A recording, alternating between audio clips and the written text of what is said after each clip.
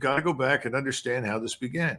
Putin sent in a very small force and gave them very specific instructions that they were not to kill civilians, they were not to damage infrastructure, because he was simply trying to demonstrate the seriousness with which Russia viewed what we were doing in eastern Ukraine by building up this dangerous force against them. Well, it took 2-3 months. He finally figured out no one is going to negotiate. No one cares to. In the meantime, we reached the erroneous conclusion that, see, look, the Russians are weak. The Russians can't cope. The Russians are no threat. We can beat them. Well, that was the wrong conclusion. And what we're seeing happen right now is a massive expansion of Russian military power on a scale that we have not seen since the Cold War. And this is going to be a permanent expansion, a large and powerful force. The 700,000 plus that are around Ukraine right now are a brand new force, a brand new army. This thing is poised to do one thing: annihilate whatever is in its path. It will do that. However, the Russians are being methodical. They're being cautious because they do worry that we are led by impulsive, erratic personalities in Washington. And that stupidly, when we realize that the place is falling apart, I mean Ukraine,